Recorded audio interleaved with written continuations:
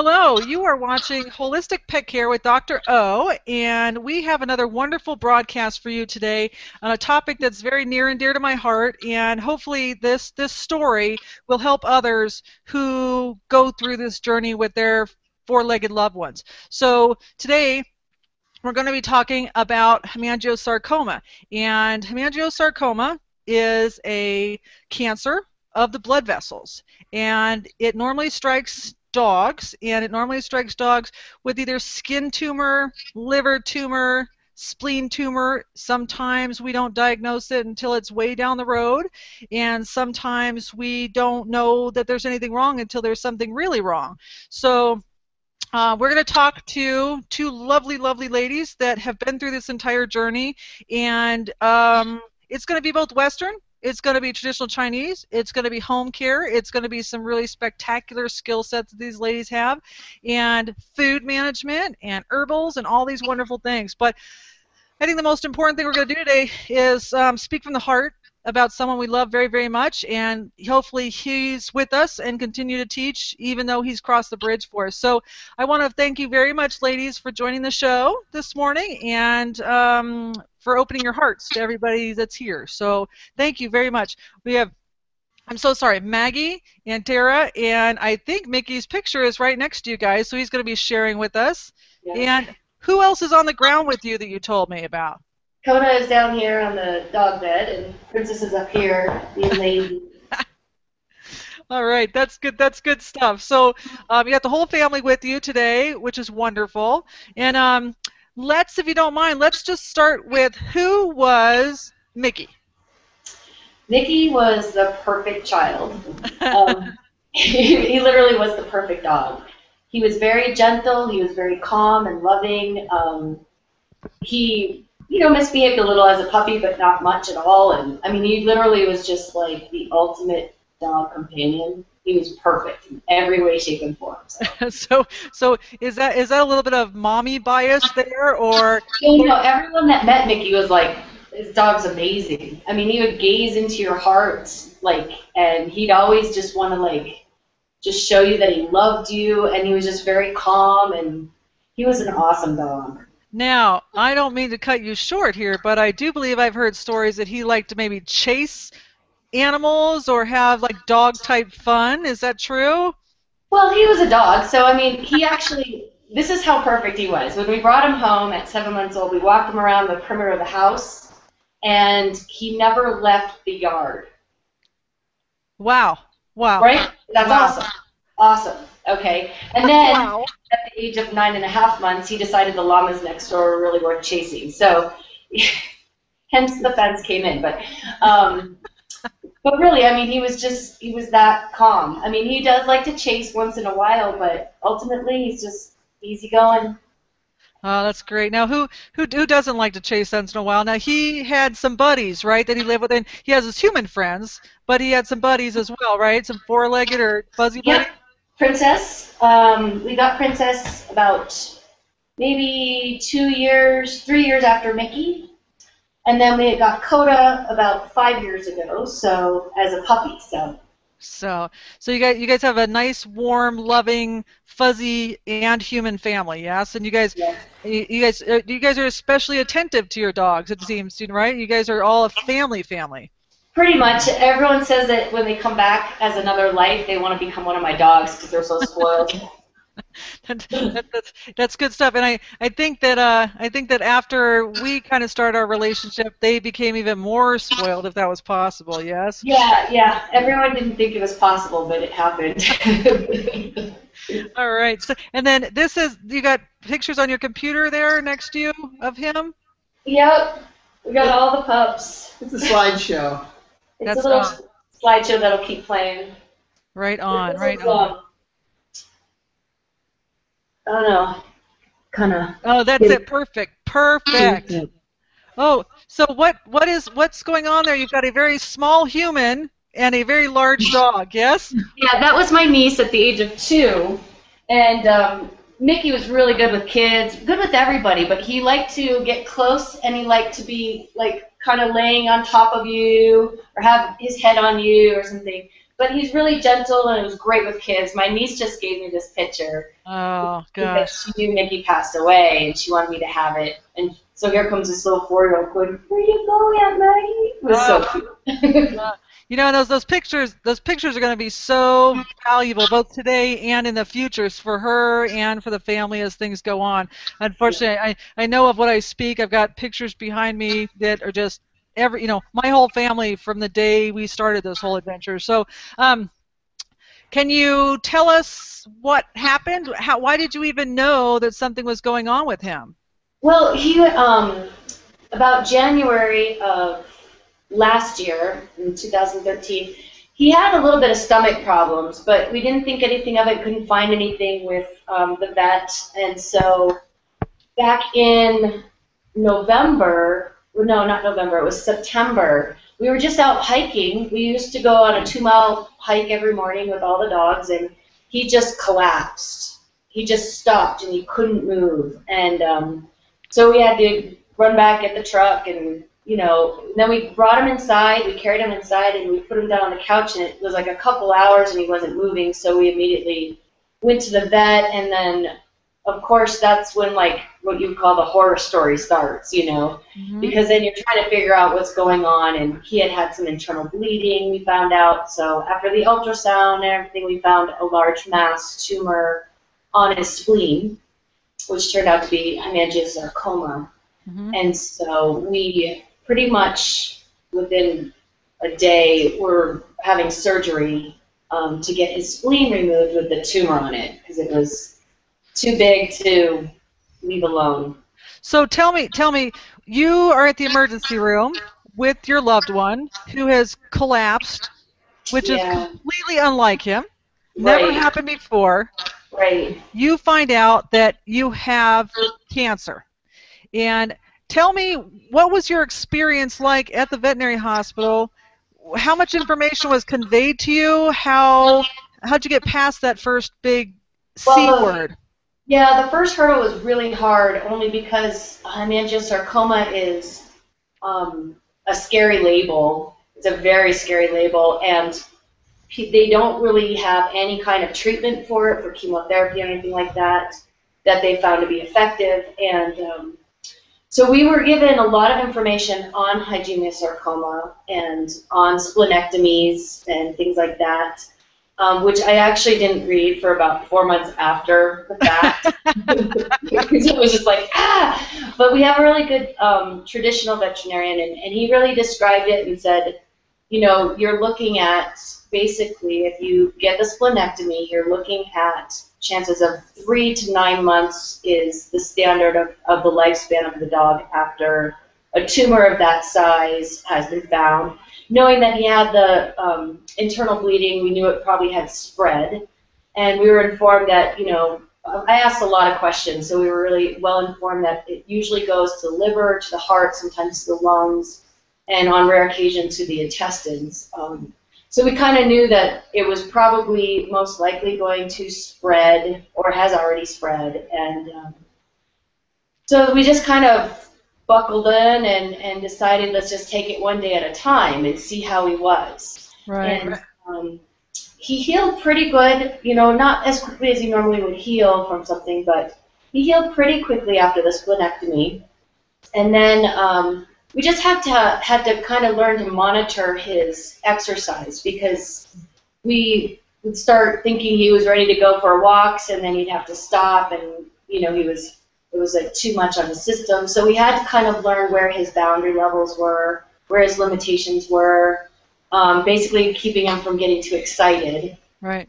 And why? So for folks that are watching, a splenectomy is a surgical removal of the spleen, and that the spleen is one of the organs where the tumor wants to grow, and that once it grows, since a blood vessel disease, sometimes those blood vessels can rupture. Sometimes those blood vessels can cause bleeding inside the body, which is the scary piece. Because you don't know until they collapse. You don't know until they turn white in the gums. You don't know until something really scary happens, like you guys experienced. So the monitoring of him after his surgery is so important because it's in his body, even though the spleen's gone, and you have to monitor him for internal bleeding and temperatures and white gums and no activity, and I don't feel like eating, or I got loose stool. You become a really, really good nurse, don't you? We pretend we are. No, Okay. it was actually, I mean, overall, he did quite well. He never lost his appetite until towards the end. So he was eating well, he was going to the bathroom regularly, and it was just watching his exercise, making sure he didn't exert too much. And but overall, we had a really amazing quality of time with him.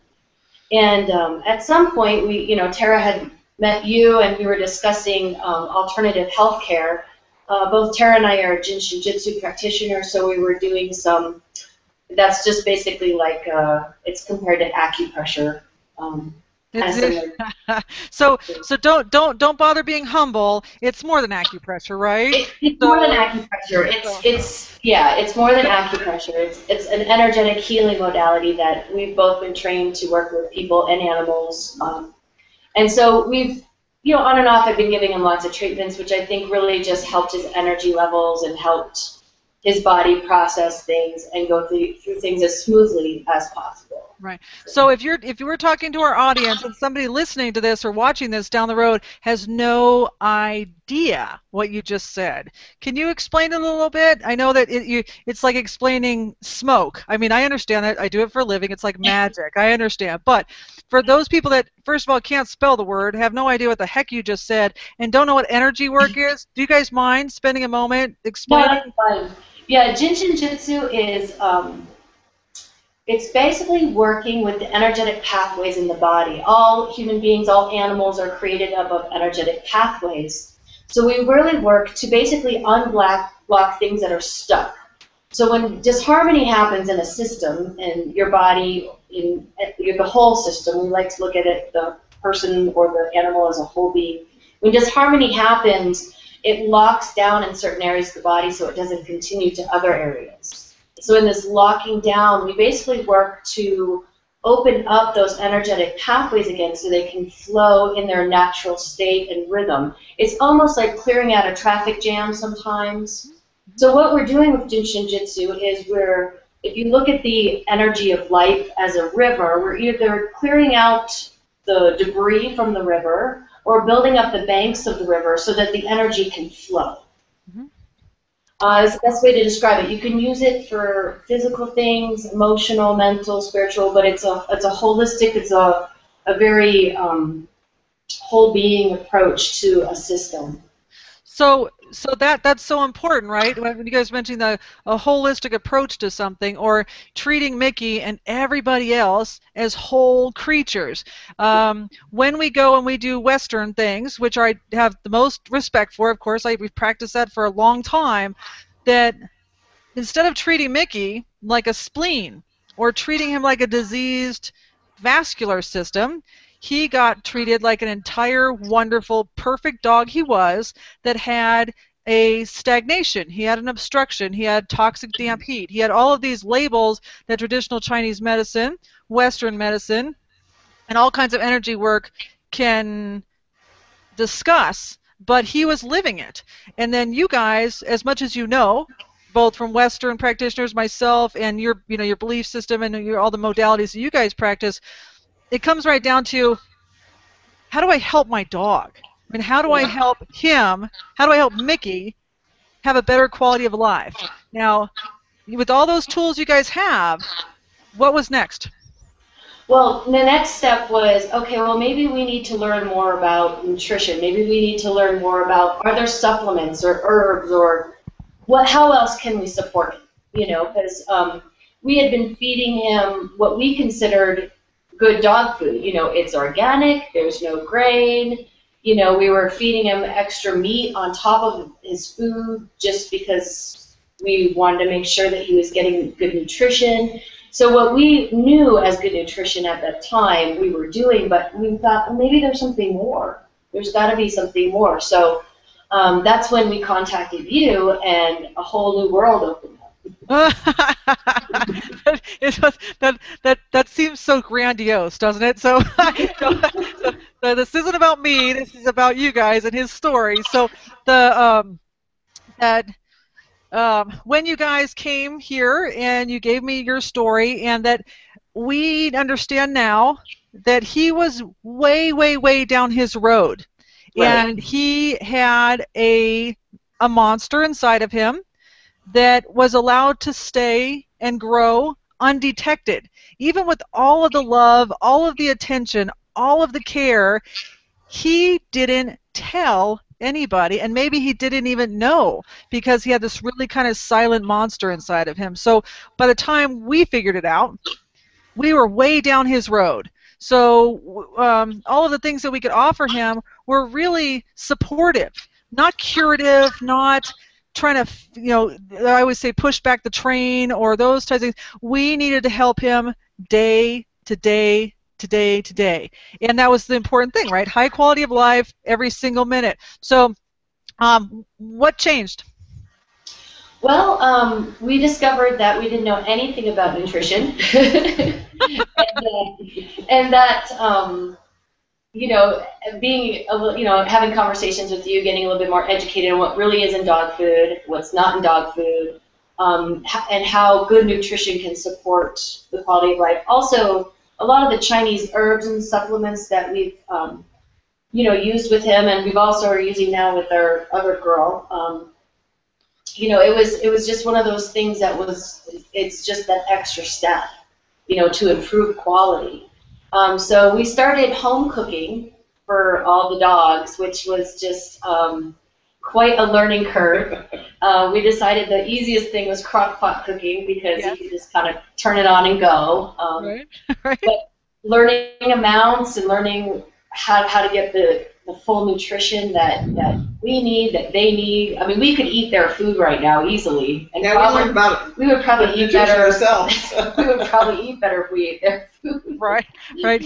So, You know that's true, right? You know that we demand so much more for our pets when we start to think this way in crock potting and cooking, and then you look at it, and then for me, I turn around and grab my coffee. So we all know that I'm a hypocrite when it comes to that, for sure.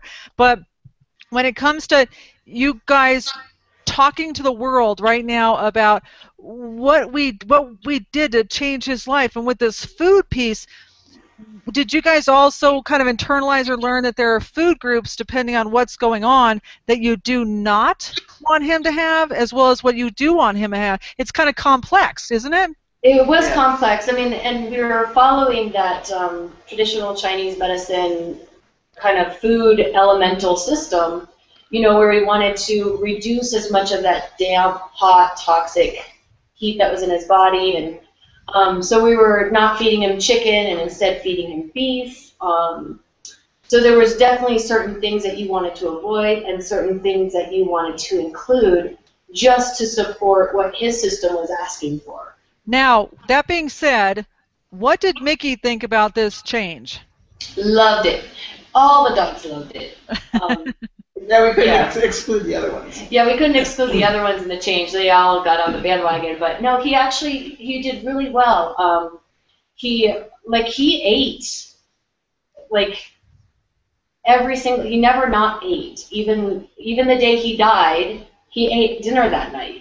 So it was like he was always going to eat. He was at the very end, the last week, he was very picky about what he ate or not. But there was always something that he could eat that he wanted to ingest, So that was great. And all the dogs were they scarfed down their food. They love it. Before this, they had free food, dry kibble that they could eat any time, and they pretty much regulated their own diets. They're quite active and very healthy, so they never overate or gained too much weight or anything. So they were able to do that, which was nice for us. But now it's also nice having dinner times and meal times and So I think that the nutrition for Mickey just really improved just that quality of life. You never know how much time you have, but the time that you do have, you say, okay, let's make this the most spectacular thing you've ever had. Right, right. It's beef stew every day. It's awesome. Well, so Mickey, in leading, having Mickey lead you guys to this kind of information has changed the life for your other dogs in a positive way, I'm guessing. So being as horrible as this thing is, having Mickey be this wonderful messenger or this tool or this conduit for improvement for many other of his fuzzy friends, I think is really quite important. That we know that his situation, his dragon, his monster didn't go to waste, right? And then you guys sitting here today just continues that, right? It really, I mean, the message. So we have nutrition, we have herbals. You guys continue doing your techniques, and tell me about what were you guys watching him for at home when you guys were together? What kind of like medical things or symptomatic things or things that you can share with other people now? What was your attention? What were you being mindful of with Mickey when he changed or he moved or he did this or did that? What were you watching for him? So the folks that are watching this have some idea. They're like, oh, I never thought about that, or I never looked for that, or whatever. What do you think? I think one of the first things we started like watching was his legs would start to wobble. Okay, when we were walking or something, and it was just too much excitement, his legs would start to wobble. And the next thing that we learned was to check his gums and to learn that when they're pale, he's not getting blood flow like he normally should be getting. Right. So keep an eye on that. Towards the very end, we were keeping an eye on his temperature because his body temperature was dropping. So we wanted to make sure that if it dropped, we were warming him up, and make sure if it stayed dropped for a half hour, then we basically considered that would be an emergency situation. So right. So those are the things that we were monitoring. Rapid breathing, making sure his, pulse rates per minute. Right. So what you're talking about now is resting respiratory rate. That's the RRR. Right, so resting respiratory rate is so important because if your pet, any kind of pet, is sleeping and their chest rises and falls and rises and falls, and you count it, right? So let's say it's 18 or 24, whatever it is, depending on the size of your darn dog, right? If for some reason your dog's resting respiratory rate goes up, it doubles. It does whatever, just very rapid for no reason. They're not panting, they're sleeping, they're comfortable, but their heart and their lungs are all of a sudden working really, really hard, right?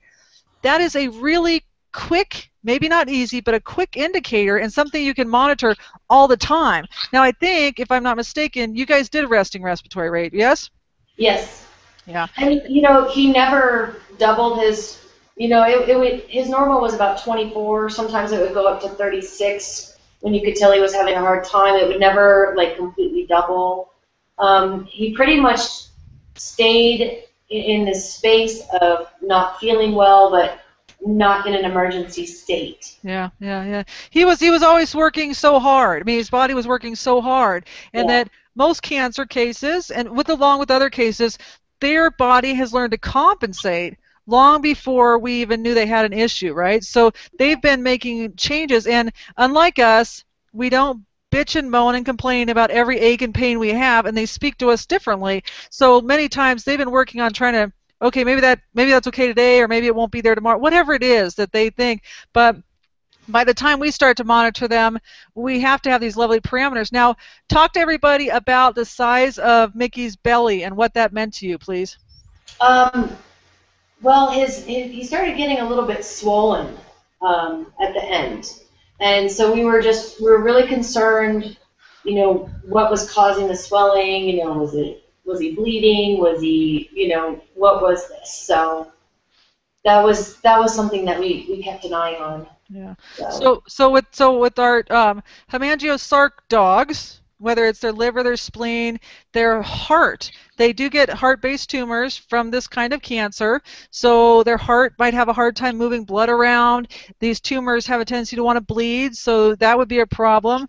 Resting respiratory rate, body temperature, just like you said, appetite, activity level, white gums, your capillary refill time, press on their gums, see if the whiteness turns pink again, just like your fingernails in 2 seconds.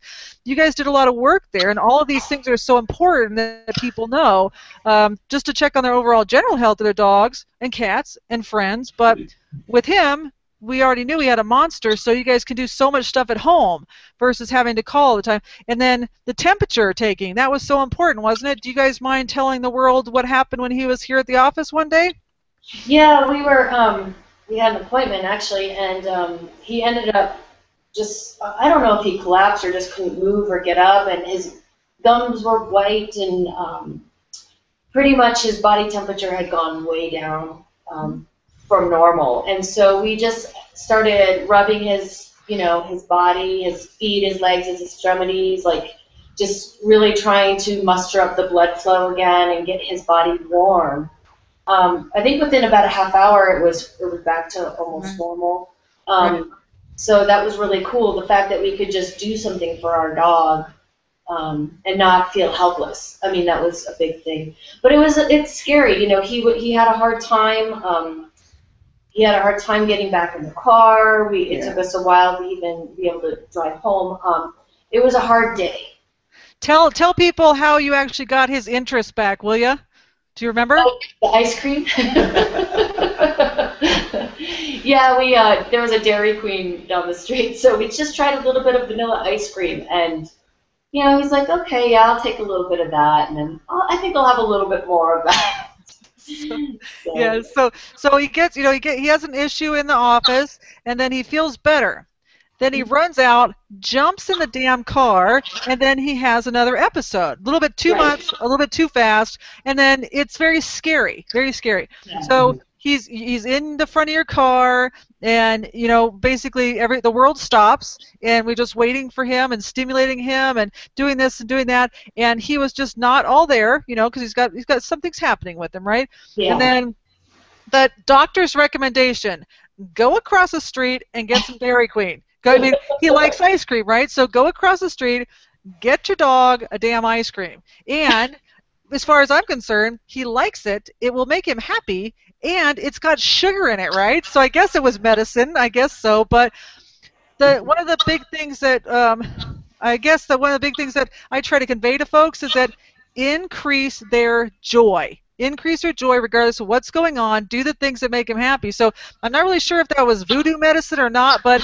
tell me how you guys felt when he started eating the ice cream, or how he felt, or your guys' human-animal bond when that started to get just maybe a little bit better based on damn Dairy Queen. It was fantastic as far as I'm concerned. Anytime, Mickey was one of those dogs that always loved food. Always loved food. He would ask for treats. He would sometimes demand treats, but he was very food-oriented. So for him, that's normal, yes, that's exactly what I want. It's always going to make me feel better, so absolutely. That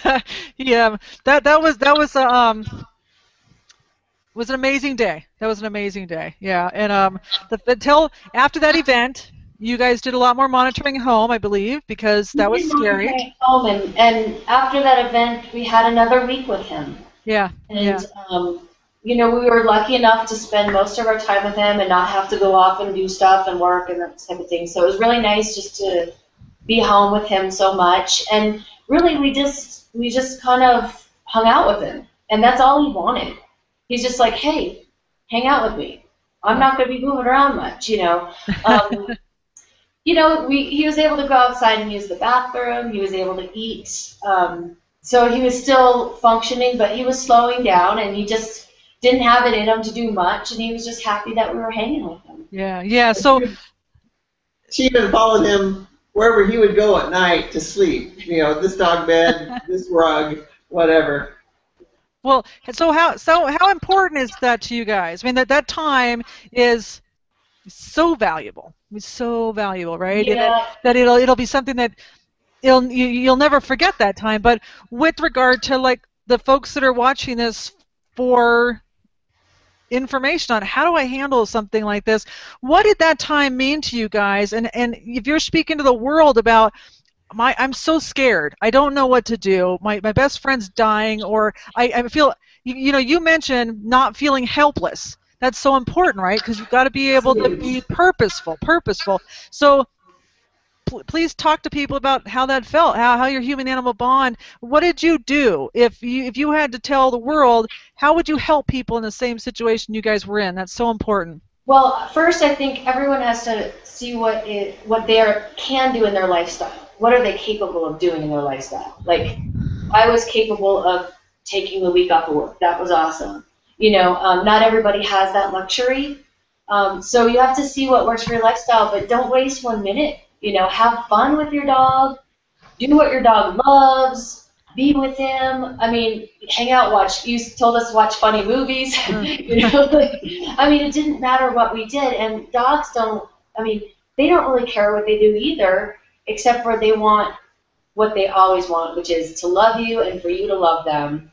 And whether that means taking walks when you're able to, or just sitting with them on the floor, sleeping next to them, it didn't matter what we did. And I think all pet owners know their dogs. All pet owners think that their dogs are perfect, and all dogs are perfect.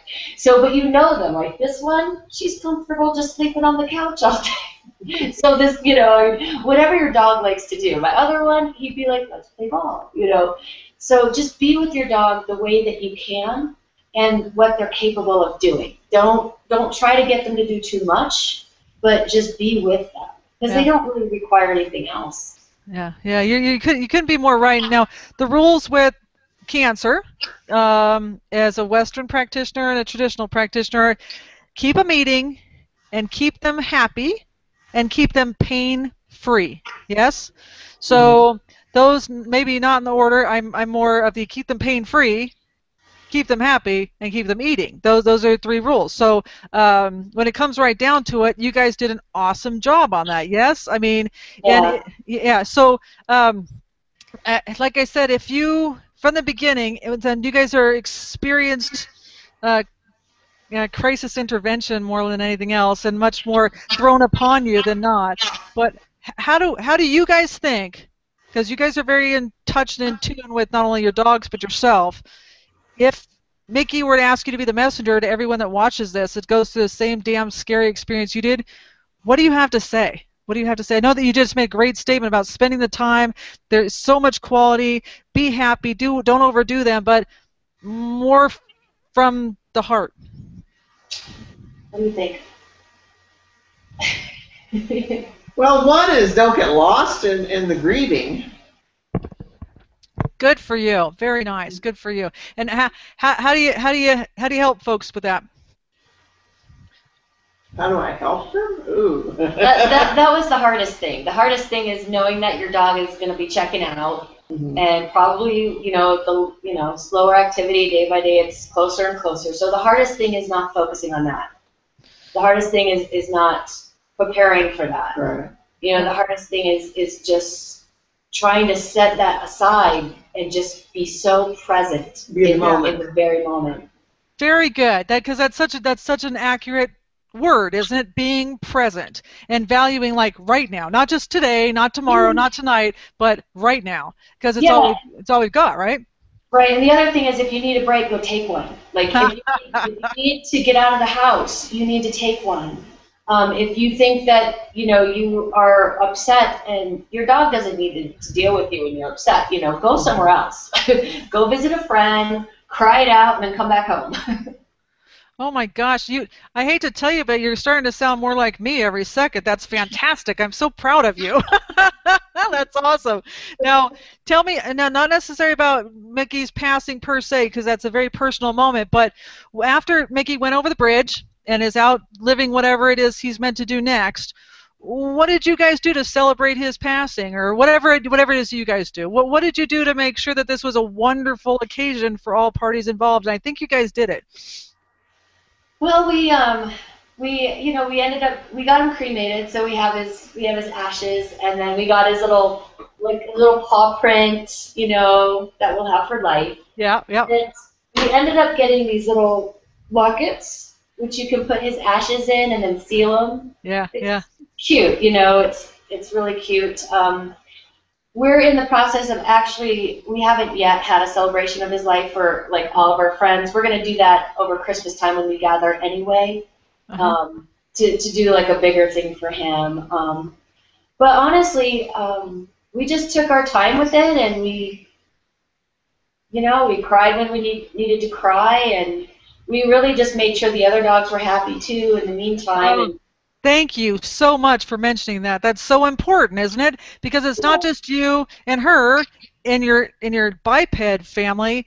It's them. They were their lifetime buddies on the ground, 24/7. So Yeah. bringing up that piece that they need to be part of the passing and be attentive, because they grieve, right? I mean, I don't know how much your guys is grieved or how much time they need. And I think that your dogs had two completely different responses to Mickey passing. Is that true? They did.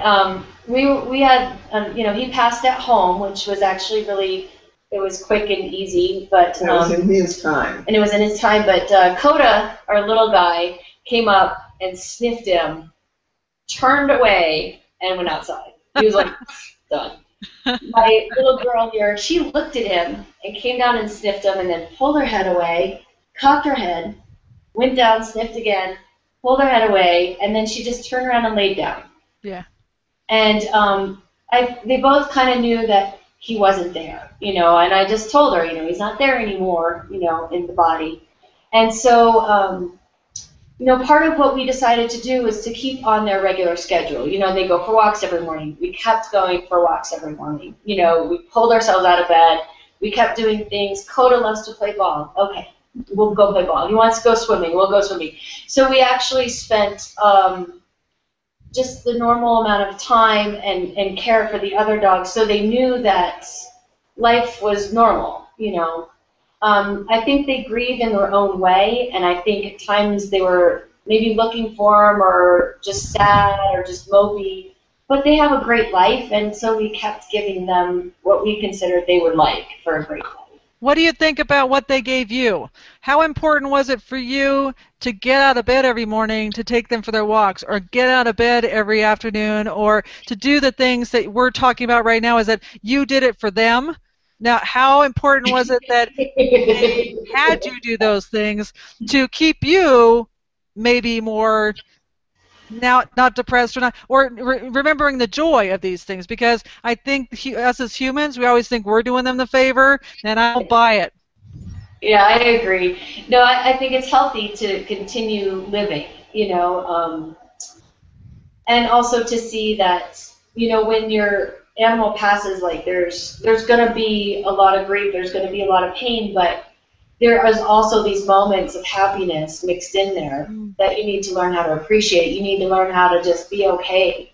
And as time goes on, it's those little things. It's them taking me for a walk in the morning, getting up out of bed, to really, how can you not start your day off with a smile when your dog looks at you? It's awesome. Yeah. It's so true. Established their own connection now, just the two of them. So yeah. Yeah, so they kind of reestablished their pecking order, or they got their politics all sorted out, or those types of things, huh? Now, right.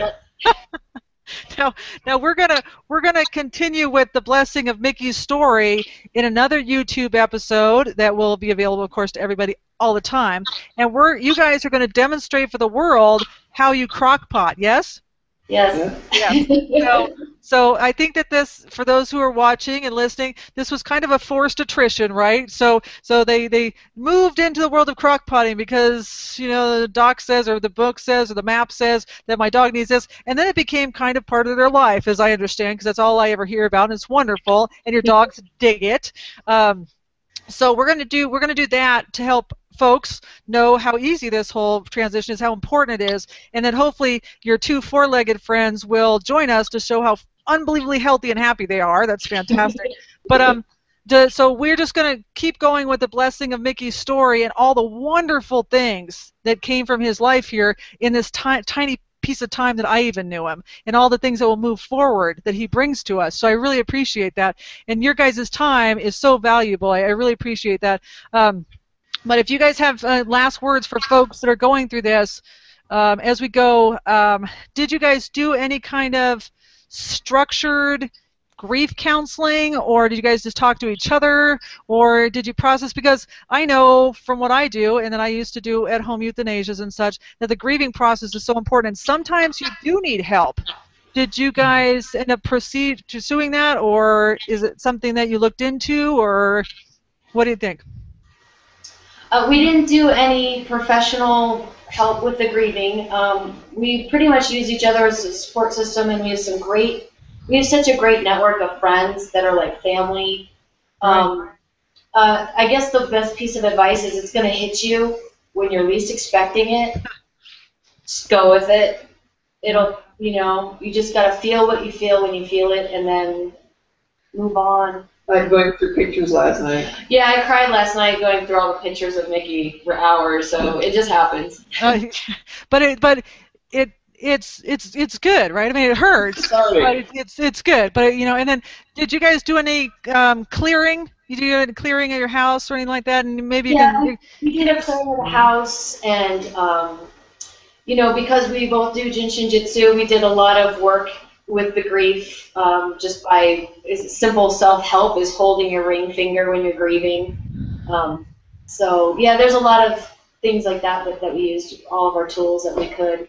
Why am I blocking what we usually use? It's white, and we burn it. And sage. Sage, thank you so much. Like, I haven't had enough coffee. I apologize, but doing a bunch of sage clearing and those types of things, I found that to be very helpful with myself always, and with their four-legged companions or non-human companions. Sometimes that helps. So white sage clearing might be something that we can talk about later if you guys are willing to do it, or have somebody that has some expertise on it, because sometimes it brings closure, because it's such an emotional piece. It's so wonderful. So I'm gonna end there. If you guys have anything else you'd like to let us know, please do that. And then remember that I'm about to bother you again in about 5 minutes to record about crock potting. So feel free to carry over anything we missed here onto our next session together, because it's going to be wonderful, and you guys are going to teach the world so much about animal nutrition and healthcare out of love. This will be wonderful. So thank you guys so much for your time, and I'll be forever in your debt, honestly. Thank you. Bye-bye, guys. Bye.